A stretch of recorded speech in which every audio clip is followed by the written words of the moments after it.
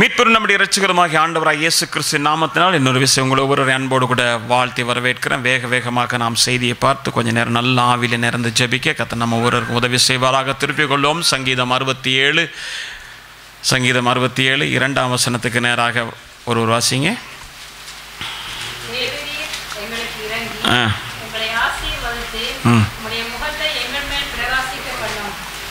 சரி, நாம் எல்லாரும் சேர்ந்து அந்த வசனத்தை வாசிப்போம்.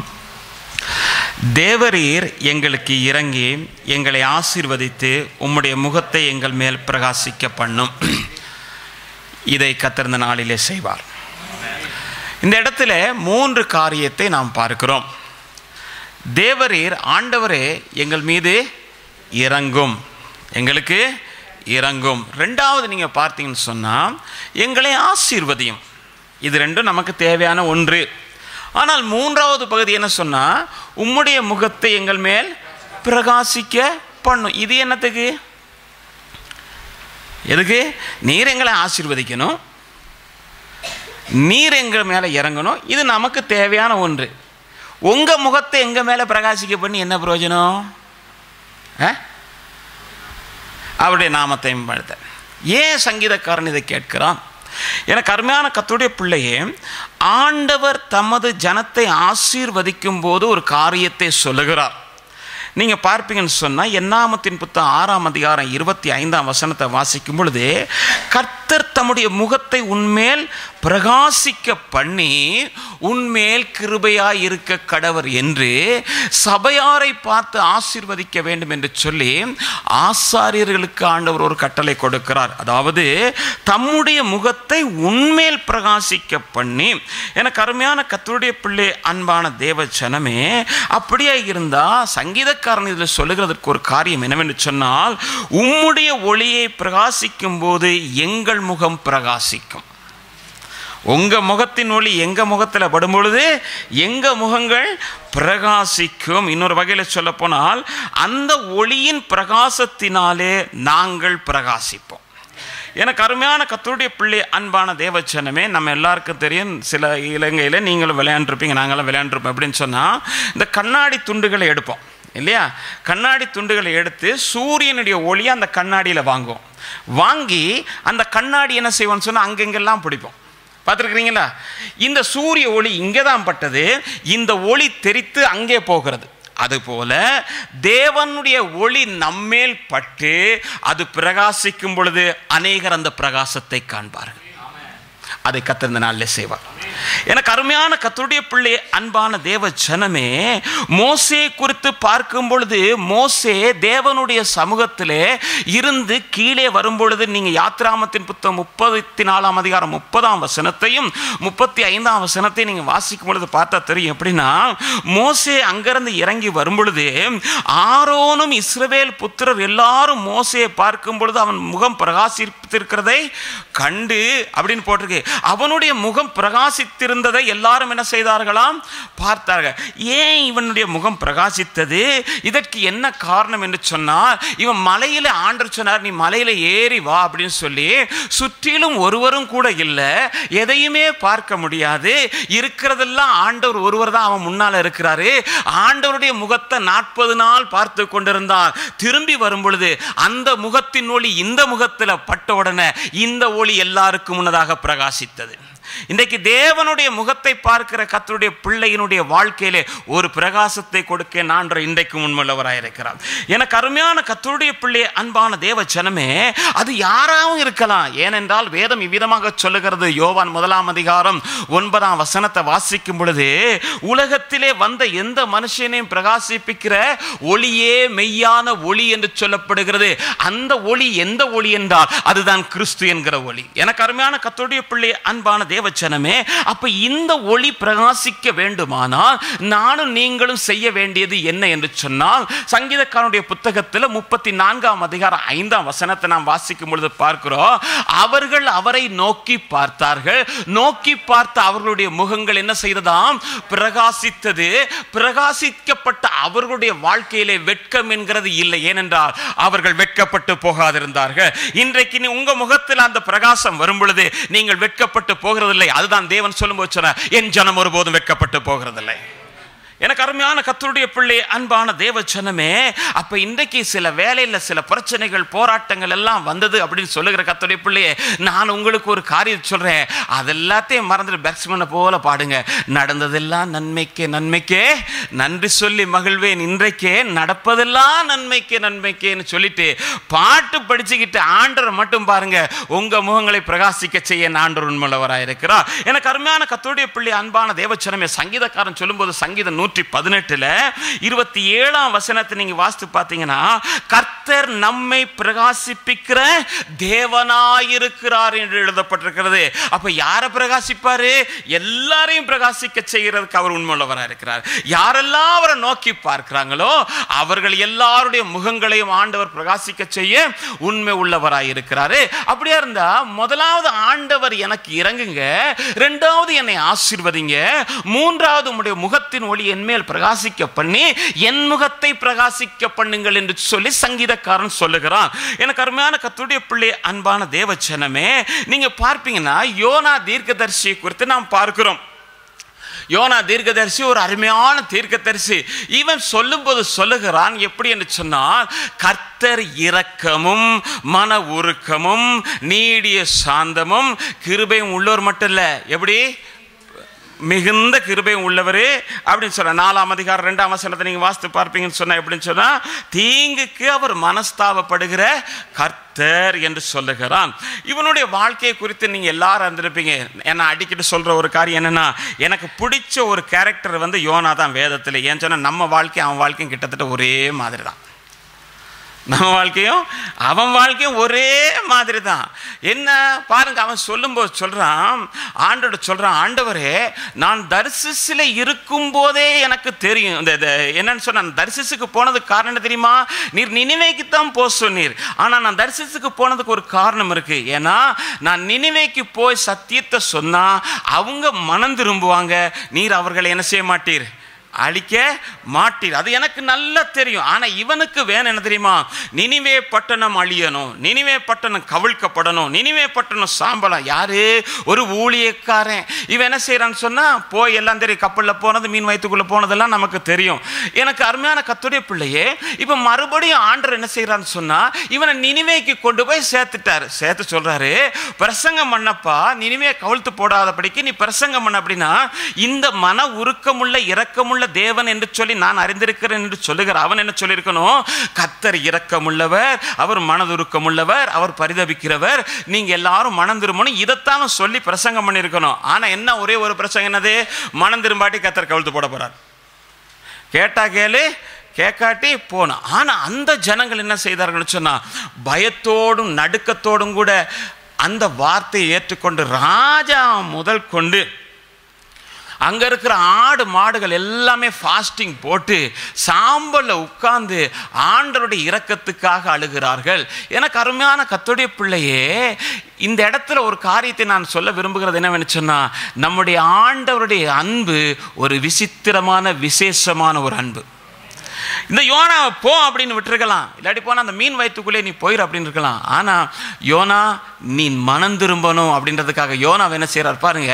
யோனா வந்து நகரத்துக்கு சம்பவிக்கிறது என்னன்னு பார்க்கிறதுக்காக ஒரு கூடாரம் போட்டு கூடார வாசல் என்ன செய்கிறான், உட்கார்ந்து இருக்கிறான். உட்கார்ந்து இருக்கும் பொழுது ஆண்டவர் என்ன செய்யறார்னா, ஒரு ஆமணக்கு செடியை வளர விடுகிறார். அது வந்த உடனே அவன் தலைமையில இருக்கும்போது அந்த குளிர்ச்சி வந்த உடனே அவருக்கு சரியான சந்தோஷம். அந்த சந்தோஷத்தில் இருக்கும் பொழுது ஆண்டவர் மறுபடியும் என்ன செய்யார்னா, ஒரு பூச்சியை விட்டுட்டார். பூச்சை விட்ட உடனே அது என்ன செஞ்சிச்சு, எல்லாத்தையும் அரிச்சிருச்சு. அரிச்ச உடனே சூரியனுடைய ஒளி நேர யார் மேல படுதுன்னா, யோனாவுடைய தலை மேல படுது. அதே வேளை கர்த்தர் ஒரு உஷ்ண காற்றையும் வரவிட்டாரு. ரெண்டும் அடிக்கும் போது அவன் என்ன செய்யறான்னு சொன்னா, சாவை தேடுகிறான். எரிச்சல் வந்து சாவை தேடும் பொழுது ஆண்டவர் வந்து யோனா கிட்ட கேட்கிறாரு, அப்பா யோனா என்னப்பா நீ எரிச்சலா இருக்கிற? பாருங்க, அப்பொழுது தேவன் யோனாவை நோக்கி, நீ ஆமணக்கத்தின் நிமித்தம் எரிச்சலாய் இருக்கிறது நல்லதோ என்று கேட்டார். உடனே என்ன சொல்லியிருக்கணும், இல்ல ஆண்டவரே, சரி நான் ஏதோ தப்பு பண்ணிட்டேன் அப்படித்தானே சொல்லணும். ஆண்டவர்கிட்ட என்ன தெரியுமா சொன்னா, நான் சாகும் வரைக்கும் இப்படிதான் எரிச்சலா தான் இருப்பேன், சாகும் வரைக்கும் எரிதான். அப்பா ஆண்டவர் சொல்றாரு, அப்பா நீ விதைக்காததும் என்னது நீ பிரயாசப்படாததும் நீ வளர்க்காததும் ஒரே ராத்திரியில் தோன்றி ஒரே ராத்திரியில் முடிஞ்ச இந்த ஆமனுக்காக நீ இப்படி கஷ்டப்படுறியப்பா. வலது கைக்கும் இடது கைக்கும் வித்தியாசம் அறியாத 1,24,000 பேருக்கு மேற்பட்ட ஜனங்களும் ஆடு மாடுகளும் இருக்கும் பொழுது அந்த பட்டணத்தை கவிழ்க்க சொல்லுகிறையே, நான் எப்படி கவிழ்ப்பேன்? என்னுடைய ரூபத்தின்படி என்னுடைய சாயலின்படி படைக்கப்பட்ட அந்த மனிதனை நான் மனம் திரும்பி அவன் உன்னதத்துக்கு வரணுன்றதுக்காக தான் நான் இவ்வளவு பிரயாசப்பட்டேன் என்று சொல்லி ஜோனாவுக்கு ஒரு என்ன செய்யறாரு? ஆண்டவர் ஒரு சம்பவத்தை கற்றுக் கொடுக்கிறார். எனக்கு அருமையான கர்த்தருடைய பிள்ளை, அன்பான தேவச்சனமே, தேவனுடைய விருப்பம் யாரையும் கவிழ்த்து போடுறதில்லை, யாரையும் அழிக்கிறதில்லை. ஒரு மனுஷன் மனம் திரும்பி வர வேண்டும், அவன் ஆண்டவரோடு கூட வந்து இணைய வேண்டும் என்கிறதான் கர்த்தருடைய ஒரே ஒரு விருப்பமாக இருக்கிறது. எனக்கு அருமையான கர்த்தருடைய பிள்ளை, அன்பான தேவச்சனமே, அப்ப இந்த இரக்கத்தை குறித்து நாம் பார்க்கும் பொழுது பார்த்தீங்கன்னு சொன்னா, மத்தேயு எழுதின சுவிசேஷம் 14ஆம் அதிகாரம் 14ஆம் வசனத்தை வாசிங்க. இயேசு வந்து திரளான ஜனங்களை கண்டு அவர்கள் மேல் மனதுருகி அவர்களில் வியாதியஸ்தர்களாய் இருந்தவர்களை அவர் என்ன செய்தாராம்? சுகப்படுத்தினாரு. எனக்கு அருமையான கர்த்தருடைய பிள்ளையே, அவருடைய மனதுருக்கத்தை நீங்க கொஞ்சம் பாருங்க. வியாதியோடு இருக்கிறாங்க, வியாதியோடு இருக்கிறவங்கள பார்த்துட்டு ஆண்டவர் சும்மா இருக்கலங்க, போய் அவர்களை தொட்டு சுகப்படுத்தினார். இன்னைக்கு கூட நீங்க பாட்டு படிங்க, தொட்டு சுகமாக்கும் ஐயா தெய்வம். இந்த மாலை வேளையில மனதுருக்கத்தின் தேவன் நம்முடைய மத்தியில் அசைவாடி கொண்டிருக்கிறார். உங்க சரீரத்தில் இருக்கிற எல்லா பலவீனங்களையும் இயேசு சுகப்படுத்த நம்முடைய மத்தியிலே கடந்து வந்திருக்கிறார். அது உங்க பிள்ளையினுடைய வாழ்க்கையா இருக்கலாம், உங்க வாழ்க்கையில இருக்கலாம், உங்க புருஷன் வாழ்க்கையில இருக்கலாம், கணவனுடைய வாழ்க்கையில இருக்கலாம். எந்தப்பட்ட எப்படிப்பட்ட வியாதியா இருந்தாலும் இயேசு இந்த மாலை வேளை தொட்டு சுகப்படுத்த உண்மையுள்ளவராக இருக்கிறார். அது மட்டும் இல்ல, எனக்கு அருமையான கர்த்தருடைய பிள்ளை, அன்பான தேவச்சனமே, இந்த சுகத்தோடு மட்டும் இல்ல, அவர் மனதுருக்கம் எப்படி என்று சொன்னா, தம்முடைய பிள்ளைகள் கவலையோடு இருக்கிறதை கர்த்தர் விரும்புகிறது இல்லை. அந்த கவலையை நீக்கிற ஒரு கர்த்தராய் இருக்கிறார். நீங்க வேதத்தில் நீங்க பார்க்கும் பொழுது பார்த்தீங்கன்னு சொன்னா, யோவான் எழுதின சுவிசேஷத்துல 5ஆம் அதிகாரம் 5லிருந்து 9 வரைக்கும் நாம் வாசிக்கும் பொழுது நாங்க பார்க்கிறோம். எப்படி சொன்னா, அங்க எழுதப்பட்டிருக்கிறது, ஒரு மனுஷன் 38 வருஷமா பெகுஸ்தா என்று சொல்லப்படுகிற ஒரு குளத்தின் அருகே அவன் இருக்கிறான். இயேசு வருகிறார், வந்து அவனை பார்க்கிறார். பார்த்து அங்கே பார்த்தீங்கன்னா சொன்னால் எப்படி எழுதியிருக்குன்னா, அவன் அநேக நாள் வியாதியஸ்தன் என்று அவனை கண்டு விலகி போகாமல் அவன் பக்கத்தில் நிற்கிறார். இல்லையா? அவன் இவ்வளோ வேதனையோடு இருக்கிறான்னு அவனை பார்த்துட்டு விலகி போகாமல் அவன் பக்கத்தில் நிற்கிறாரு. நீங்கள் பார்த்தீங்கன்னா சமாரியனுடைய சம்பவத்தில் பார்க்கும் பொழுது, அடிபட்டு குத்துயிராய் கிடக்கும் பொழுது ஒருத்தன் பக்க வழியாய் போகிறான், பார்த்துட்டு பார்க்காம போகிறான். லேவியன் ஆசாரி இப்படியெல்லாம் செய்கிறாங்க. ஆனால் இயேசு அப்படி இல்லை, இந்த மனுஷனை பார்க்கிறார். பார்த்தா அதே படுக்கையில் படுத்திருக்கான், ரொம்ப நாளாக படுத்திருக்கிறான். அப்படி சொல்லிட்டு அவங்க கிட்ட போய் கேட்குறாரு, நீ சுகமடைய விரும்புகிறாயா? நீ சுகமடைய விரும்புகிறாயா அப்படின்னு அந்த மனுஷன் என்ன சொல்லியிருக்கணும்? நான் சுகமடையத்தான் விரும்புகிறேன் அப்படின்னு சொல்லியிருக்கணும். ஆனால் அவன் என்ன தெரியுமா செய்தான்? இந்த 38 வருஷமும் தன்னுடைய வாழ்க்கையின் அனுபவத்தை ஆண்டவரோடு கூட பகிர்ந்து கொள்கிறான். எப்படி சொல்றான் தெரியுமா? இந்த 38 வருஷத்துல நான் கண்ட ஒரு காரியம் என்னன்னா, ஒரு தூதன் வந்து இறங்கி இந்த குளத்தை என்ன செய்வான்? கலக்குவான். கலக்கும் போது யார் அதில் முதல்ல இறங்குறாங்களோ அவங்களுக்கு எல்லாம் சுகமாகும். ஏன்னா இந்த குளத்தில் எப்பேற்பட்ட வியாதிக்காரன் இறங்கினாலும் அவன் சுகமடைவான். ஆனால் காலெல்லாம் நல்லா இருக்கிறவன் அவன் ஓடி போய் என்ன செய்யறான்னு சொன்னா, உடனே அந்த குளத்தில் இறங்கணும்னா அவனுக்கு சுகம் வந்துடுது. ஆனால் நான் படுத்த படுக்கையா இருக்கிறேன், எனக்கு உதவி செய்யறதுக்கு ஒருத்தருமே இல்லை. என்னை கொண்டாந்து விட்டவங்க கூட 1 நாள் 2 நாள் தங்கி பார்த்தாங்க, ஒண்ணுமே நடக்கல. கடைசியில் நீயே இங்க இருந்து நீயே சுகம் பெற்று வான்ட்டு என்னை விட்டுட்டு போயிட்டாங்க, இதுவரைக்கும் என்னை எட்டி பார்க்கலன்னு சொல்லி அவன் ஆண்டவர்கிட்ட தன் கதையை சொல்லுறான். எனக்கு அருமையான கர்த்தருடைய பிள்ளை, அன்பான தேவச்சனமே, எத்தனையோ மனிதர்களை நீ நம்பினாய், யார் யாரெல்லாம் உனக்கு உதவி செய்வாங்கன்னு நினைச்சாங்க. ஆனாலும் எல்லாராலும் நீ கைவிடப்பட்டு இன்னைக்கு நீ ஒரு படுத்த படுக்கையிலே இருக்கிறவனாய் இருக்கலாம். ஆண்டவர் உன்மேல் மனதுருகிதான் நம்முடைய மத்தியில வந்திருக்கிறார். என்ன சொன்னா, உன்னை எழுப்பி நடக்க செய்யும்படியாக, உன் தலையை நிமிரச் செய்யும்படியாக, நீ அநேகருக்கு முன்பதாய் ஆசீர்வாதமாக இருக்கத்தக்கதாய் கர்த்தர் இந்த மாலையில் உன் மத்தியிலே அசைவாடி கொண்டிருக்கிறார். என்ன அவன் பாருங்க, அப்படியே இருக்கும்போது ஆண்டவர் சொல்றாரு, எலும்புப்பா, படுக்கை எடுத்து நட. வருஷம் வருஷமா உன்னை தொடர்ந்து வருகிற பிரச்சனை, எத்தனையோ பேர் உனக்கு கை கொடுப்பேன்னு சொன்னாங்க, அவங்க எல்லாம் உன்னை விட்டு விலகிட்டாங்க. பார்த்தும் பாராதபடிக்கு கைவிட்ட நிலையில் நீ இன்றைக்கு இருக்கலாம். இந்த சமுதாயம் உன்னை ஒதுக்கி இருக்கலாம், உன் குடும்பம் உன்னை ஒதுக்கி இருக்கலாம், உன் நண்பர்கள் உன்னை ஒதுக்கி இருக்கலாம். ஆனால் உன்னை நேசிக்கிற கர்த்தர் ஒருவர் நம்முடைய மத்தியில் இருக்கிறார். எனக்கு அருமையான கர்த்தருடைய பிள்ளை அன்பானதுக்கு நான் கொஞ்சம் வேகம் போகிற காரணம் என்ன, நான் உங்களோட கொடுக்கும் நல்லா ஜெபிக்கிறதுக்கு நான் வாஞ்சிக்கிறேன். ஏன்னா ஜெபத்தினால் எனக்கு ஒரு பெரிய விடுதலையை நான் எதிர்பார்க்கிறேன். எனக்கு அருமையான கர்த்தருடைய பிள்ளை, ஏன்னா வசனம் தேவையானவங்க எழுதி கொள்ளுங்க. அப்படி எதுவும் உங்களுக்கு தவறிட்டா நீங்கள் எனக்கு ஆராதனை பிறகு நீங்கள் கேட்டீங்கன்னு சொன்னால் நிச்சயமாக நான் உங்களுக்கு பகிர்ந்து கொள்வேன். அப்போ பாருங்க, ஆண்டவர் ஏன் அப்படின்னு சொன்னா மத்தேயு எழுதின சுவிசேஷம் 15ஆம் அதிகாரம் 32ஆம் வசனத்தை வாசிக்கும்போது நான் பார்க்கிறோம், ஆண்டவர் சீசர்மாரை கூப்பிட்டு சொல்றாரு, நான் ஜனங்களுக்காக பரிதபிக்கிறேன் அப்பா. என் சாயலாக என் ரூபத்தின்படி படைக்கப்பட்ட மனுஷன் படுகிற வேதனையின் துக்கத்தையும் பார்த்து நான் பரிதபிக்கிறேன் என்று சொல்லி, இன்றைக்கு பிள்ளைகளை குறித்து, உங்க கணவனை குறித்து, மனைவியை குறித்து வாழ்க்கையில் அநேக வேதனையோடு கூட இந்த இடத்துல வந்திருக்கிற கர்த்தருடைய பிள்ளையே, உங்களை பார்த்து கர்த்தர் உங்களோடு கூட பேசுகிற காரியம் என்னவென்று சொன்னால், உன் நிமித்த நான் பரிதபிக்கிற தேவனாக உன் மத்தியில் ஆசைவாடி கொண்டு இருக்கிறேன். என் பிள்ளை எப்படி இருப்பான், என் மகன் எப்படி இருப்பா, நாளைக்கு என்ன நடக்க போகுது, ஒன்றும் நீங்க பயப்பட வேண்டாம். கர்த்தர் அதை அற்புதமாய் செய்ப்பார். ஏன்னா அவர் மனது உருகி இந்த மாலை வெள்ளே இரக்கத்தை உங்களுக்கு வெளிப்படுத்தி காட்ட உண்மையுள்ளவராக இருக்கிறார். அவர் இரக்கத்தின் தேவனாகவே இருக்கிறார். எனக்கு அருமையான கர்த்தருடைய பிள்ளை அன்பான தேவச்சனமே, அப்படியே இருந்தா இன்றைக்கு அநேகர் சொல்லுகிற ஒரு காரியம் என்ன தெரியுமா, நாங்களும் ஆண்டவரை விசுவாசித்து எத்தனையோ முறை சர்ச்சுக்கு வந்தோம், எத்தனையோ முறை ஜெபிச்சோம், எத்தனையோ முறை காரியங்கள்லாம் செய்தோம், ஆனா அற்புதமே நடக்கலையே அப்படின்றாங்க.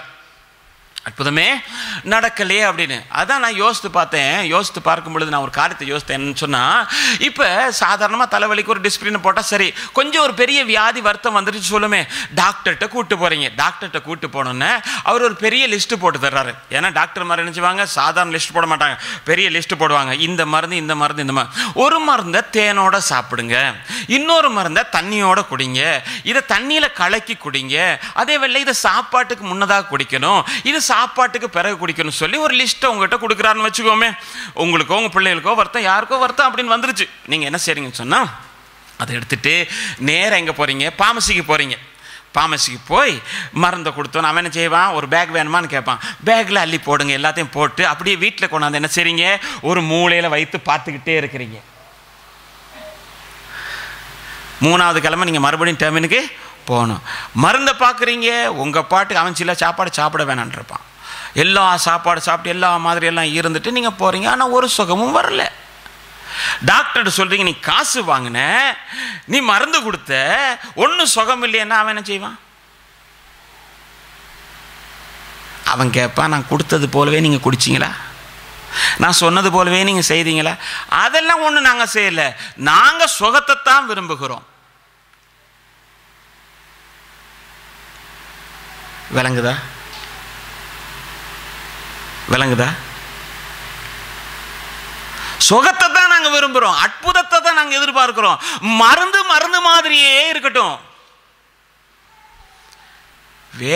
வேலைக்கு குடிக்க வேண்டிய மருந்தை குடிக்க வேண்டிய மாதிரி குடிச்சாதாங்க அற்புதம். தேவனுடைய வார்த்தைக்கு நீங்கள் கீழ்ப்படிந்து ஒப்பு கொடுத்தால் இன்றைக்கு இறங்கி உங்களுக்கு அற்புதம் செய்து உங்களை ஆசீர்வதித்து உங்கள் முகங்களை பிரகாசிக்க செய்ய உண்மையுள்ளவராக இருக்கிறார். எனக்கு அருமையான கர்த்தருடைய பிள்ளை அன்பான தேவச்சனமே, அப்படின்னா கர்த்தர் யார் மீது இரக்கம் வைப்பார்? யார் மீது? இது ஒரு கேள்வி வரும் இல்லையா? ஆண்டவர் யார் மீது இரக்கம் வைப்பார் அப்படின்னா, லூக்கா எழுதின நற்செய்தியில் 1ஆம் அதிகாரம் 50ஆம் வசனத்தை வாசிங்களே, வேகமா வாசிங்க. 50ஆம் வசனம் என்ன சொல்றார் ஆண்டவர்? அவருடைய இரக்கம் யாருக்கு இருக்கு? கர்த்தருக்கு பயந்தவர்களுக்கு அவருடைய இரக்கம் இருக்குது. எவ்வளவு நாளைக்கு இருக்குமா? தலைமுறை. அப்ப கர்த்தருக்கு பயப்படுறது என்னங்க? கர்த்தருக்கு பயப்படுறது என்னன்ற ஒரு கேள்வி வரும் இல்லையா? இப்போ மாஸ்டருக்கு பயப்படும் போது கம்பு எடுத்தா பயப்படுவோம் இல்லையா? அப்போ கர்த்தருக்கு பயப்படுறது என்ன அப்படின்ற ஒரு கேள்வி வரும் பொழுது நீங்கள் பார்த்தீங்கன்னு சொன்னால், யாத்ராமத்தின் புத்தகம் 20ஆம் அதிகாரம் 6ஆம் வசனத்தை நீங்கள் வாசித்து பார்க்கும் பொழுது வாசிங்க. என்னிடத்தில் அன்பு கூர்ந்து, என்னிடத்தில் அன்பு கூர்ந்து வாசிங்க.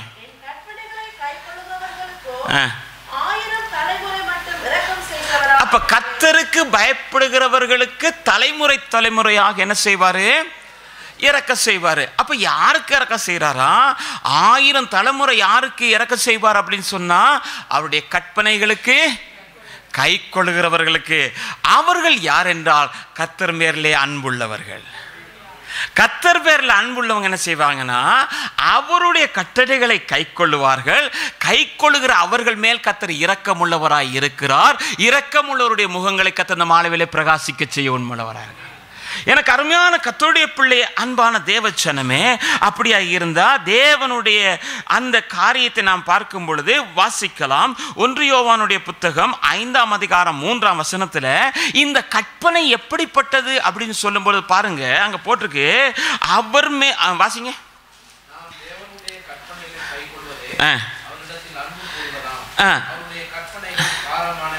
பாருங்க, நாம் தேவனுடைய கற்பனைகளை கை கொள்ளுகிறதே அவர் மேல வச்சிருக்கிற அன்பு இல்லையா? அவருடைய அன்பு. ஆனா அதுக்கு கீழே தெளிவா சொல்றார் ஆவியானவர், என்ன தெரியுமா? அவருடைய கற்பனைகள் ஒன்று நமக்கு பாரமானவைகள் அல்ல. நமக்கு எதையுமே பாரமாய் கர்த்தர் கொடுக்கல. ஆனா அன்பு செலுத்தும் பொழுது அவருடைய கற்பனைகளை நாம் கை கொள்ளுகிறோம். அப்படியா இருந்தா இந்த கற்பனையை கை கொள்ளுகிறவர்களுக்கு 1000 தலைமுறைக்கு இரக்கம் செய்கிற ஒரு தேவன். இந்த மாலை வேளை ஆண்டவருடைய கற்பனைகளை கை கொள்ள அவர் மீது அன்பு வைப்பீர்கள் என்று சொன்னா, உங்களுக்கு மட்டும் இல்ல, உங்க சந்ததி சந்ததி சந்ததியாக ஆண்டவர் தம்முடைய இரக்கத்தை காட்ட உண்மையுள்ளவராக இருக்கிறார். இன்னைக்கு இந்த சுவிஸ் அரசாங்கம், இந்த சுவிஸ் நாட்டில் நீங்க பார்த்தீங்கன்னு சொன்னா, இந்த தேசத்தை நான் ரொம்ப நேசிக்கிறேன்.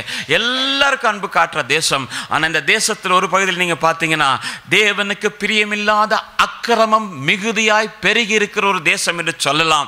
இந்த தேசத்தில் அப்படிப்பட்ட காரியம் நடக்கும்போது இன்னும் இந்த தேசம் அசைக்கப்படாதபடிக்கு, கவிழ்த்து போடாதபடிக்கு இருக்கிறதன் ஒரே ஒரு காரணம் என்னவென்று சொன்னால், இந்த தேசத்திலே இருந்த முற்பிதாக்கள் தேவனுக்கு பயந்து அவருடைய கற்பனைகளை கை கொண்டவர்கள்.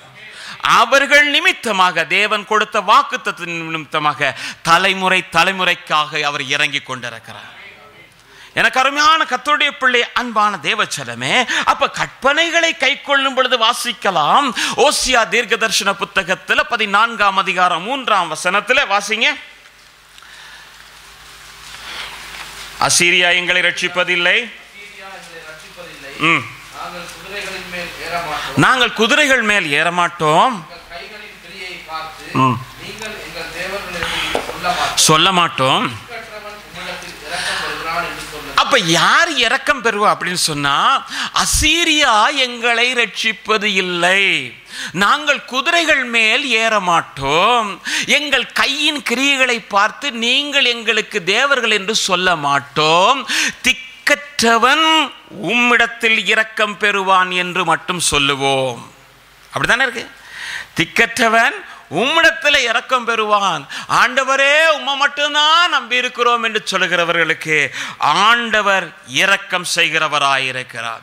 எனக்கு அருமையான கர்த்தருடைய பிள்ளை, அன்பான தேவச்சனமே, நீங்க பார்ப்பீங்கன்னா யாத்ராமம் 24:5 வசனங்களை வாசிக்கும் நாங்க பார்த்தா, ஆண்டு அதுல 1ஆம் வசனத்துல சொல்றாரு எப்படின்னா, உன்னை அடிமைத்தன வீடாகிய எகிப்து தேசத்திலிருந்து புறப்பட பண்ணின உன் தேவனாகிய கர்த்தர் நானே, என்னை அன்றி உனக்கு வேறு தேவர்கள் உண்டாயிருக்க வேண்டாம், வானத்திலும் பூமியிலும் தண்ணீரிலும் சமுத்திரத்திலும் யாதொரு விக்கிரத்தை உனக்கு உண்டு பண்ணாயாக, நான் எரிச்சல் உள்ள தேவனாய் இருக்கிறேன், 3ஆம் 4ஆம் தலைமுறை மட்டும் அதை விசாரிக்கிற தேவனாய் இருக்கிறேன். ஆனால் ஒருவன் எனக்கு பயப்படுவானே, ஆனால் அவனுக்கு 1000 தலைமுறை மட்டும் நான் இரக்கம் செய்கிறவராய் இருக்கிறேன். அப்ப கர்த்தருடைய வார்த்தையை நாம் தெளிவாக என்ன செய்யணும், நாம் பார்த்து கொள்ளணும். எனக்கு அருமையான கர்த்தருடைய பிள்ளை, அன்பான தேவச்சனமே, அப்ப அடுத்தது கற்பனைகளை கை கொள்ளுகிறவன் இரக்கம் பெறுகிறான். நீங்க வாசித்து பார்ப்பீங்கன்னா இன்னொரு இரக்கம் வருகிறது. வாசிங்க, நீதிமொழிகளுடைய புத்தகத்துல 28ஆம் அதிகாரம் 13ஆம் வசனத்தை வாசிக்கும் பொழுது, தன் பாவங்களை மறைக்க, வாசிங்க,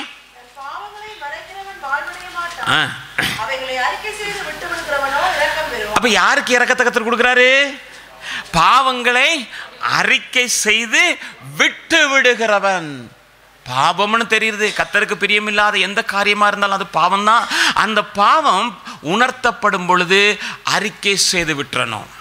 சில நேரங்களில் அறிந்தும் அறியாமலும் செய்த பாவங்கள், பாட்டு படிப்போம் இல்லையா, ஒன்றும் அறியாமல் செய்கிறது, எல்லாம் அறிந்து செய்கிறது தான். அறிந்து செய்கிறது தான் பாவம். ஆனால் சில நேரங்களில் தவறு ஏற்படலாம். எல்லார் வாழ்க்கையிலும் தவறு செய்து முடித்ததுக்கு பிறகுதான் நமக்கு தெரியும், ஓ இப்படிப்பட்ட ஒரு தவறை செய்து விட்டேன், அது பாவமாக மாறிவிட்டது என்று சொல்லும் பொழுது நாம் என்ன செய்யணும்னா, தேவ சமூகத்தில் இருக்கும் பொழுது தேவன் சுட்டி காட்டுவாரே. ஆனால் அந்த பாவத்துக்கு மனஸ்தாபப்பட்டு நாம் அறிக்கை செய்தால் தேவன் நமக்கு மன்னித்து இரக்கத்தை கொடுக்கணும். இன்னைக்கு நாம் நினைக்கிறோம் எப்படி தெரியுமா, இதெல்லாம் புதிதான ஆள்களுக்கு தான் இந்த செய்தியெல்லாம், நமக்கெல்லாம் ஒன்றும் இல்லை அப்படின்னு நினைக்கலாம். வேதம் தெளிவாக சொல்லுகிறது. பிரசங்கி 7ஆம் அதிகாரம் 20ஆம் வசனத்தில், தன் தாயின் வயிற்றிலே தோன்றினது முதல் ஒரு பாவமும் செய்யாத ஒரு மனுஷன் இந்த பூமியிலே கிடையாது, நன்மை செய்கிறவன் ஒருவனும் இல்லை, எல்லாரும் வழி தப்பி ஏகமாய் கெட்டு போனார்கள் என்று வேதம் சொல்கிறது. இந்த மாலையில் கூடியிருக்கிற கர்த்தருடைய பிள்ளையே, ஒருவேளை ஒரு தவறு நடந்திருந்தால் இன்றைக்கு ஆண்டவர் சொல்லுங்க, ஆண்டவரே அந்த பாவத்தை எனக்கு உணர்த்திருக்கிறீங்க, நான் அந்த பாவத்தை விட்டு விலகிறேன் என்று சொல்லி ஆண்டவரோடு கூட ஒரு ஒப்புரவாகுதல் செய்யும் பொழுது பாவத்தை மறைக்கிறவன் வாழ்வடையான். அவைகளை அறிக்கை செய்து விட்டு விடுகிறவர் தேவ இரக்கத்தையும் கிருபையும் பெறுகிறவனாய் இருக்கிறான். எனக்கு அருமையான கர்த்தருடைய பிள்ளை, அன்பான தேவ ஜனமே, அப்படியே இருந்தா நீங்க பார்க்கும் பொழுது அடுத்தது வேதம் நமக்கு சொல்லுகிற ஒரு காரியம் என்னவென்னு சொன்னா, நீங்க எப்படின்னா இரக்கத்தை பெற என்ன செய்யணும், எப்படி இருக்கணும் அப்படின்னா, நன்மை செய்கிறவர்களா நாம் இருந்தால், அதாவது இரக்கம் செய்கிறவர்கள் இரக்கத்தை என்ன செய்வார்கள், பெறுவார்கள். இரக்கம் செய்கிறவர்கள் இரக்கம் பெறுகிறவர்களாக இருக்கிறாங்க. ஆண்டவர் சொல்லும்போது சொன்னாரு, நீங்கள் எந்த அளவினால் அளக்கிறீர்களோ அந்த அளவினாலே உங்களுக்கு அளக்கப்படும் என்று சொன்னார். நீங்கள் மத்தேயு எழுதின சுவிசேஷம் 5ஆம் அதிகாரம் 7ஆம் வசனத்தை வாசிக்கும் பொழுது மலை பிரசங்கத்தில் ஆண்டவர் தெளிவாக சொல்லும்போது சொன்னார், இரக்கம் செய்கிறவர்கள் பாக்கியவான்கள், அவர்கள் இரக்கம் பெறுவார்கள் என்று சொன்னார். எனக்கு அருமையான கர்த்தருடைய பிள்ளை, அன்பான தேவச்சனமே, அப்போ இன்றைக்கு நீங்கள் மற்றவங்களுக்கு இரக்கம் காட்டுறீங்க. ஒருவேளை நீங்கள் ஒரு ஆகாரம் கொடுக்கலாம், அப்படிலாட்டி போனால் உடுத்த கொடுக்கலாம், ஏதாவது ஒரு பண உதவியை செய்யலாம். இதெல்லாம் எதனால செய்கிறீங்க? ஒருத்தர் மேலே இருக்கிற இரக்கத்தின் நிமித்தமாக நீங்கள் செய்கிறீங்க. அது நல்லது, நாம் அதை செய்ய வேண்டும், தொடர்ந்து கடைபிடிக்க வேண்டும். ஆனால் ஆண்டவர் சொல்கிறார் என்னன்னு சொன்னால், இன்னொரு இரக்கம் இருக்கிறதப்பா, அதை நீ செய்யணும் அப்படின்றாரு. அந்த இறக்கம் என்னன்னு தெரியுமா? ஆண்டவர் சொல்லும்போது சொன்னார், ஒரு கழுதையாவது ஒரு ஆடாவது ஒரு ஒட்டகமாவது தண்ணியில் கிணத்துல விழுந்துட்டா நீ கைத்தட்டி பாட்டு படிப்பாயோ? என்ன செய்வாய்? நீ அதை எடுத்து விட மாட்டாயோ அப்படின்னு கேட்டாரு. அதை விட மனுஷன் மேலானவன், அதை விட அந்த உயிரை காப்பாற்றணும்னு நினைக்கிறியே, அதை விட மேலான ஒரு உயிர் சாகுதே, அந்த உயிரின் மேலே இரக்கம் வைத்து நீ அதை காப்பாற்ற வேண்டும். பக்தம் பாடும்போது பாடுறான், இல்லங்கள் யாவிலும் உள்ளங்கள் இல்லையோ, மாசு இல்லா உள்ளம் அமைதியாயில்லை, இயேசுதான் தேவையல்லோ, அதற்கு நீதான் தேவையல்லோ. எத்தனையோ பேர் அழிஞ்சிட்டு போறாங்க ஐயா, அம்மா, எத்தனையோ பேர் அழிஞ்சிட்டு போறாங்க உன் கண் முன்னால. நீ இரக்கம் பாராட்டினால் உனக்கு இரக்கம் கிடைக்கும். கடந்த கிழமை நான் அறிவித்த போது அநேகர் என்னிடத்துல வந்தீங்க, நாங்கள் சுவிசேஷ ஊழியத்தை செய்கிறதுக்கு நாங்கள் தீர்மானம் பண்ணியிருக்கிறேன்னு சொல்லும் பொழுது என் உள்ள ரொம்ப சந்தோஷப்பட்டது. நீங்கள் அறிவிக்கிறதுக்கு முன்னதாகவே, பாஸ்டர் நாங்கள் இப்படி ஒரு காரியத்தை செய்கிறதுக்கு திட்டம் பண்ணியிருக்கிறோம், சில சகோதரர்கள் சேர்ந்து காரியத்தை செய்கிறதுக்கு திட்டம் பண்ணியிருக்கிறாங்க, பேர் கொடுத்தாங்க. சிலருக்கு வசதி இல்லாமல் இருக்கலாம், நேரம் இல்லாமல் இருக்கலாம், அதுக்காக நான் ஒன்றும் செய்ய சொல்லலை. ஆனால் நேரம் இருக்கிற நாம் தேவனுடைய வார்த்தை இரக்கத்தோடு கொண்டு போய் அழிகிறவனுக்கு கொடுக்கலன்னா நமக்கு இரக்கம் கிடைக்காது. 3ஆம் 4ஆம் தலைமுறை மட்டும் நான் உனக்கு இரக்கம் செய்வேன். இன்றைக்கு நீங்க மற்றவர்களுக்கு இரக்கம் காட்டினா உங்க பிள்ளைக்கு பிள்ளையினுடைய பிள்ளைக்கு பிள்ளையினுடைய பிள்ளைக்கு 1000 தலைமுறை மட்டுமே ஆண்டவர் அதை செய்ய உண்மையுள்ளவராக இருக்கிறார். சுவிசேஷத்தை சொல்ல ஆயத்தப்படுங்க. நல்ல அருமையான ஒரு திட்டம், அருமையான ஒரு காரியத்தை செய்யறதுக்கு கர்த்தர் அந்த காரியத்தை தந்திருக்கிறாரு. அதன்படி செய்வோம். சபையை கட்டுகிறதல்ல, என்னுடைய நோக்கம் சபையை கட்டுகிறதல்ல, பரலோகத்தை கட்டணும். தேவனுக்கு என்று ஒரு கூட்ட ஜனத்தை ஆயத்தப்படுத்தணும், பரலோக ராஜ்யத்தில் கொண்டு போய் சேர்க்கணும். நீங்க போகும்போது அந்த வாடாத மகிமை உள்ள கிரீடத்தை ஆண்டவர் கொடுத்து கட்டி அணைத்து சொல்லணும், எனக்காக இந்த பூமியிலே நீ பிரயாசப்பட்டாய் என்று சொல்லி உங்களை பார்த்து கர்த்தர் மகிமைப்படத்தக்கதாக நீங்கள் மாற வேண்டும். அதுதான் என்னுடைய வாஞ்சை.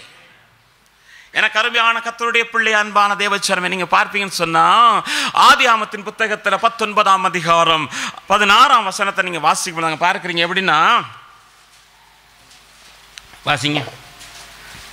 அவன் தாமதித்துக் கொண்டிருக்கும் பொழுது, நீங்கள் தாமதிக்கும் பொழுது நான் சொல்லுவேன். சரி, அவன் கையையும் அவன் மனைவியின் கையையும் அவன் 2 குமாரத்திகளின் கையையும் பிடித்து அவனை பட்டணத்துக்கு வெளியே கொண்டு போய் விட்டார்கள்.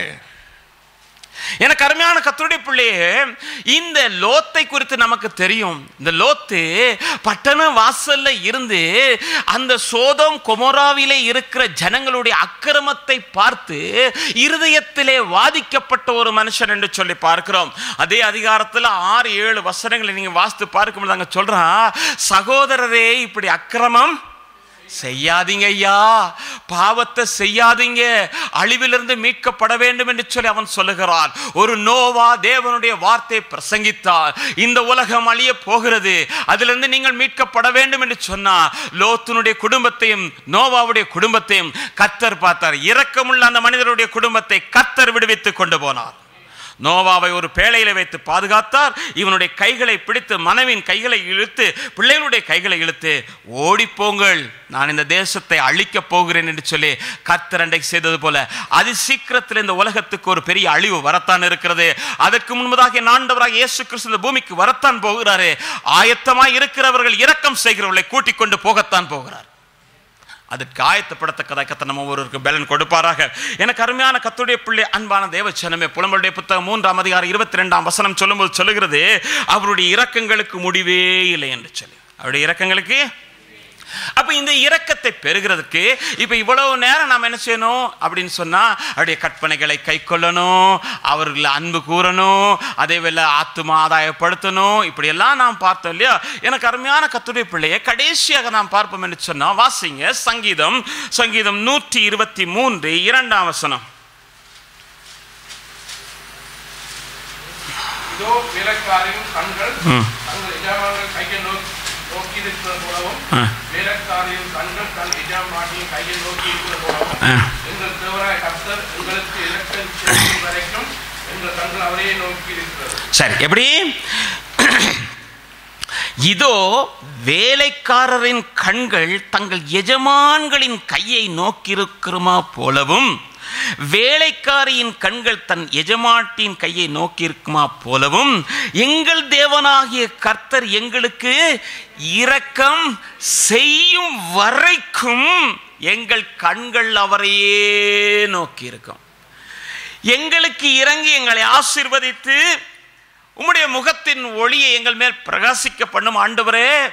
இன்றைக்கு அந்த இரக்கத்தை பெறுகிறதற்கு ஒரு வேலைக்காரனும் ஒரு வேலைக்காரியும் எஜமாட்டியுடைய கண்களை நோக்கி, அந்த கைகளை நோக்கி இருக்கிறது போல, இவ்வளவு நேரம் நீங்க பார்த்தீங்க, இத்தனை காரியத்தை செய்த நீங்கள் அந்த இரக்கத்தை பெறத்தக்கதாக நம்முடைய எஜமானுடைய கண்களை நோக்கி பார்ப்பீர்கள் என்று சொன்னால், அந்த இரக்கத்தை இந்த மாலை வேளை கொடுக்க நான் உண்மையுள்ளவராக இருக்கிறேன் இல்லையா. அது எப்படின்னா, காலையிலிருந்து கஷ்டப்பட்டு வேலை செய்து உண்மையா உற்சாகமா வேலை செய்யறாங்க. ஏன் தெரியுமா? மாலையில என் எஜமான் வரும் பொழுது என் வேலையை பார்ப்பாரு, பார்த்துட்டு எனக்கு கூலி கொடுக்கும் பொழுது 5 ரூபாய்க்கு பதிலாக 6 ரூபா தருவாரு, இல்லாட்டி 7 ரூபா தருவாரு அப்படின்ற ஒரு ஆவலோடு கூட பார்த்து கொண்டு இருக்கிறார். எனக்கு அருமையான கர்த்தருடைய பிள்ளையே, ஒரு வேலைக்காரி தன் எஜமாட்டியுடைய கையை பார்த்துக்கிட்டே இருக்கிறா. எப்பா இரக்கத்தோட கூட கொடுப்பான்னு. இன்றைக்கு அந்த இரக்கத்தோடு கூட பெற்றுக்கொள்ளத்தக்கதாக நீங்கள் கர்த்தரை நோக்கி பார்த்தால் கர்த்தர் செய்ய உண்மையுள்ளவராக இருக்கிறார். வாசிக்கலாம் மத்தேயு சுவிசேஷம் 15ஆம் அதிகாரம் 22ஆம் வசனத்தை வாசிங்க ஜெபம் பண்றதுக்கு. அப்பொழுது அந்த திசைகளில் குடியிருக்கிற கானானிய ஸ்திரீ அவரிடத்தில் வந்து, ஆண்டவரே, தாவீதின் குமாரனே, எனக்கு இரக்கம், என் மகள் பிசாசினால் கொடிய வேதனைப்படுகிறாள் என்று சொல்லி கூப்பிட்டார். பாருங்க, இந்த இடத்துல கானானிய ஸ்திரீ ஒருத்தி வந்து சொல்றா, இயேசு கிட்ட வந்து, என் மக என்ன செய்யறா, பிசாசினால பிடிச்சிருக்கு, அந்த பிசாசின் பிடியிலிருந்து விடுதலை செய்யணும் ஆண்டவரே, எப்படியாவது விடுதலை பண்ணி கொடுங்கன்னு எங்க மேல இறங்குங்கள் என்று சொல்றா. அப்படித்தானே? இறங்குங்க. ஆனா ஆண்டவர் என்ன செஞ்சிருக்கணும்? உடனே சரிம்மா அப்படின்னு சொல்லியிருக்கணும். என்ன சொன்னாரு? நான் உங்ககிட்ட வரல அப்படின்ட்டாரு. யார்கிட்ட வந்திருக்கிறேன்? இஸ்ரவேல் வீட்டார்கிட்ட தான் வந்திருக்கேன். நான் என்ன சொல்றேன், சரி நீயாவது உன் வேலையாவது போ, உன்னை நம்பி வந்து நீ ஏதாவது செய்வேன்னு நினச்சா நீ என்ன செஞ்சுருக்கிற, இந்த பெரிய பேச்சா பேசுறீங்க போங்க அப்படின்னு. புள்ள செத்தா சாகட்டும், புள்ள செத்தா சாகட்டும் அப்படின்னு போயிருப்போம். அப்படிதானே? ஒரு குடும்பம் அப்படிதான் ஹாஸ்பிட்டலில் இருக்கும்போது தினமும் போவேன், போயிட்டு அங்கே ஜோம் பண்ணி ஆண்டவரை சொல்லி ஒவ்வொரு நாள் அற்புதம் நடக்கும். நடந்தோன்னு அவங்க நினச்சாங்க இனிமேல் தொடர்ந்து அற்புதம் நடக்கணும். அண்ணே நீங்கள் இனிமேல் இங்கே சேர்ச்சி பக்கம் இந்த எங்கே வர வேணா ஹாஸ்பிட்டலுக்கு வர. அப்போ எனக்கு கார் கிடையாது. நான் இத்தனைக்கும் கிண்டர் ஹாஸ்பிட்டலுக்கு நடந்து போகிறேன்னா எவ்வளோ லேசப்பட்ட வேலை முடிச்சு போகிறேன்னா வெயிலில் பாடாத வெயிலில் போவேன், எப்படியாவது ஆத்மா பரலோகத்துக்கு வரணுமே அப்படின்னு. அவங்க சொன்னாங்க நீங்கள் வரவே வேணாம். ஏன் தெரியுமா, இப்போ அது சோகமாயிட்டு வருது. நாளுக்கு ஒவ்வொன்று. முதல்ல அந்த இதை எடுத்துட்டாங்க, இப்போ அந்த வாயில் வடிவில் நின்றுச்சு, இப்போ சாப்பிட ஆரம்பிச்சிச்சு, கை கொடுக்குது, எல்லாம் அப்படியே நடக்கும்போது அவங்க நினைச்சாங்க தொடர்ந்து எல்லாம் சரியா நடந்துடும், நாங்க அங்க வருவோம், உங்களுக்கு இந்த கஷ்டமே வேண்டாம் அப்படின்னு. நான் சொன்னேன் நானும் நம்பிட்டேன். என்னது, நானும் நம்பிட்டு தொடர்ந்து ஜெபம் பண்ணும்போது ஆண்டவர் எனக்கு காட்டினாரு இந்த நிலையில அவங்க இருக்கிறாங்க, புள்ள இந்த நிலையில இருக்காங்க. வேலை செஞ்சுட்டு திடீர்னு ஒரு நாள் வீட்டுக்கு பகல் ஏதோ ஒரு காரியத்துக்காக ஒரு 10:30 மணி போல் வர்றேன். வரும்பொழுது ட்ராம்பில் கண்டேன், கத்தர் காட்டின அதே உருவத்தோடு இருக்கிறாங்க. ஒன்றும் பயப்படல. நான் சொன்னேன் பிள்ளை முந்தி இருக்கிறத விட ஆபத்தான நிலையில் இருக்கிறது கத்தர் எனக்கு காட்டினாரு, நீங்கள் இருக்கிற நிலையும் கத்தர் காட்டினா. ஆமாம், அந்த பிள்ளை விடுதலை பெறாட்டி பரவாயில்ல, எங்களுக்கு ஆண்டவர் தேவையில்லை. இந்த கானானிய ஸ்திரீ அப்படி சொல்லல. இயேசு பின்னாலே போகும்போது சீசர்கள் பார்த்து சொல்றாங்க என்ன தெரியுமா சொல்றாங்க, இவ பின்னாலே வர்றாளே, தொந்தரவுப்படுத்திக்கிட்டே வர்றாளே, கொஞ்சம் இரக்கம் பண்ணுங்க ஐயா. ஆண்டவர் என்ன தெரியுமா சொன்னாரு, மேஜையில் இருக்கிற துணிக்கைகள் இல்லை, பிள்ளைகளின் அப்பத்தை என்ன செய்யக்கூடாது, நாய்க்குட்டிகளுக்கு கொடுக்கக்கூடாதப்பா, இஸ்ரவேல் வீட்டாருக்கு மட்டும்தான் இந்த அப்பம் அப்படின்னும் போது அவ அப்படியா, என்னையா இன்னும் உனக்கு இரக்கம் இல்லையா, திருப்பி என்னையா பேசுறேன்னு சொல்லாம அவ சொல்ற என்ன தெரியுமா, மேஜையிலிருந்து விழுகிற துணிக்கைகளை நாய்கள் தின்னும் ஐயா, நான் அந்த மாதிரி ஒரு நாய் ஐயா, எனக்கு உதவி செய்யுங்கன்னு சொன்னபோது ஆண்டவர் என்ன தெரியுமா சொன்னாரு, போ தேவ ஜனமே, ஒரு நாள் கேட்ட, 2 நாள் கேட்ட, 3 நாள் கேட்ட விடாத, எஜமானுடைய கரத்தை பார், உனக்கு அற்புதம் செய்யும் வரைக்கும், இரக்கம் செய்யும் வரைக்கும் அவரையே நோக்கி பார்த்து கொண்டிருந்தார். தேவன் தம்முடைய அற்புதத்தை செய்து உன்னை மகிமைப்படுத்த அவர் உண்மையுள்ளவராய் இருக்கிறார். எனக்கு அருமையான கர்த்தருடைய பிள்ளை, அன்பான தேவ ஜனமே, நீங்க பார்த்தீங்கன்னு சொன்னா அன்னாளுடைய வாழ்க்கையை நீங்க பார்க்கும் பொழுது அன்னாளுடைய வாழ்க்கையில ஒரு நிந்தை, அவளுடைய வாழ்க்கையில் என்ன சொன்னா அவமானம், அவளுடைய வாழ்க்கையில என்ன நடக்குது, துக்கம், நிந்த அவமானம் துக்கம் வந்த உடனே கசப்பு வந்துருச்சு. அவளுக்கு ஆகாரத்தை கூட புசிக்க முடியாது. எப்ப பார்த்தாலும் அவளை அவமானப்படுத்தி பேசுகிறதும் அவளை நிந்தித்து பேசுகிறதுமான ஒரு பேச்சு முடங்கி போய் கிடக்கிறா. ஆனா இவ ஒரே ஒரு காரியத்தை நினைத்திருப்பாள் என்று சொல்லி நான் நினைக்கிறேன். எப்படி தெரியுமா, ஆகாருடைய வாழ்க்கையை நினைத்திருப்பா. இந்த ஆகார் என்ன செய்கிறார் என்று சொன்னா, ஒரு நாள் ஆபிரகாம் அங்க வீட்டில் இருக்கும் பொழுது சாராள் கொடுக்கிற பிரச்சனை நிமித்தமா ஆகார் வீட்டை விட்டு ஓடி போறா. வனாந்தரத்தில் ஓடிக்கிட்டே போகும்போது சூருக்கு போகிற வழியிலே கிணற்றருகே இருந்து ஒரு தூதன் கூப்பிடுகிறான், ஆகாரே ஆகாரே, அம்மா நீ எங்க போகிற, இந்த வனாந்தரத்துல எந்த இடத்துக்கு போகிற, நான் எங்க போறேன்னு எனக்கு தெரியாது, ஏனென்றால் என் வாழ்க்கையில எல்லாமே முடிந்து விட்டது என்று சொல்லி போகும் பொழுது அந்த ஆகாரோடு கூட பேசுகிறான். அதே மாதிரி என்ன, பிள்ளை சாகும் பொழுது அந்த பிள்ளை சாகிறதை நான் பார்க்க மாட்டேன் என்று சொன்னபோது ஆண்டவர் ஒரு துறவை அந்த வனாந்தரத்தில் ஏற்படுத்தினார். இவைகளை அவள் நினைத்திருக்க வேண்டும். எனவே அவள் என்ன செய்கிறாள் சொன்னா, எனக்கு அவமானம் தான், எனக்கு நிந்தை தான், எனக்கு துக்கம் தான், என் ஆகாரத்தை கூட புசிக்க முடியாதபடிக்கு நான் இருக்கிறேனே, ஆனால் நான் ஒரே ஒரு காரியத்தை செய்வேன், இறங்குகிற தேவன் ஒருவர் இருக்கிறார், அவரிடத்திலே போவேன் என்று சொல்லி தேவ சமூகத்திலே வந்து தன் இருதயத்தை ஊற்றி கண்ணீரோடு கூட காணப்பட்டாள் என்று சொல்லி வேதத்திலே பார்க்கிறோம். அந்த அந்நாளுக்கு ஆண்டவர் அற்புதத்தை செய்தார். இன்னைக்கு எல்லா விதத்திலும் நெருக்கப்பட்டு, ஒடுக்கப்பட்டு, நிந்திக்கப்பட்டு, தூசிக்கப்பட்டு, அவமானத்தை தாங்க முடியாதபடிக்கு தாங்கி இந்த இடத்துல வந்திருந்தாலும் நான் உனக்கு சொல்லுகிற ஒரு காரியம், அந்த அன்னாளை போல உன் இருதயத்தை நீ தேவனுக்கு முன்பதாக ஊற்று. மனுஷனுக்கு முன்பதாக ஊற்றுவதில்லை, தேவனுக்கு முன்பதாக. அதான் நான் ஜெபிக்கிறதுக்கு நான் வாஞ்சிக்கிறேன், தேவனுக்கு முன்பதாக ஊற்று. அவளால் பேச முடியல, மௌனத்தில் கதறுகிறாள். ஆனால் தேவன் வெளியரங்கமாய் பதில் கொடுத்தார். இந்த மாலைவில் அதை செய்ய உண்மையுள்ளவராய் இருக்கிறார். 2 நாளாகமத்தின் புத்தகம் 14ஆம் அதிகாரம் 11ஆம் வசனத்தை வாசிக்கும் பொழுது அங்க பாத்தீங்கன்னு சொன்னா, ஆசாவை சுற்றிலும் சத்துருக்கள் இருக்கும் பொழுது ஆசாவுக்கு ஒண்ணுமே செய்ய முடியாது. அவன் என்ன பார்க்கிறான், எல்லாரும் வந்துட்டாங்க. தேவனிடத்துல சொல்லுகிறான், ஆண்டவரே, பலமுள்ளவனுக்காகிலும் பலனற்றவனுக்காகிலும் உதவி செய்கிற கர்த்தாவே, இந்த நேரத்தில் எனக்கு இறங்கும் என்று சொல்லுகிறான். இன்றைக்கு உன்னை சுற்றிலும் சத்துரு இருக்கிறாங்க, உன் பிள்ளையை சுற்றிலும் சத்துரு இருக்கிறாங்க, வேலை செய்யற இடத்துல சத்துரு இருக்கிறான், எல்லா இடத்திலும் உன்னை மேற்கொள்ள வேண்டும் என்று நினைக்கிறான் என்று சொல்லி நீ நினைப்பாய் என்றால், ஒரு ஆசாவை போல இரக்கத்திற்காக தேவனுடைய முகத்தை நீ நோக்கி பார்த்தா கர்த்தரின் முகத்தை பிரகாசிக்க செய்ய உண்மையுள்ளவராய் இருக்கிறார். எனக்கு அருமையான கர்த்தருடைய பிள்ளை, அன்பான தேவச்சனமே, அப்படியே இருந்தா இந்த மாலைவெல்ல ஒரு காரியத்தை பாருங்க. தாவீது ஒரு காரியம் சொல்ற, என்ன தெரியுமா?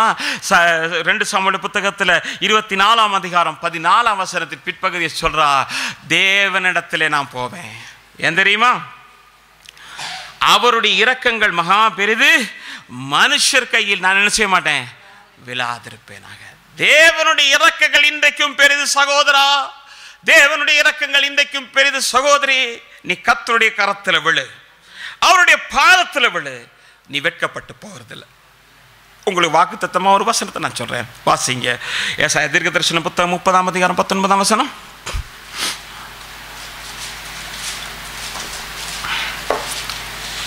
இல்லையா?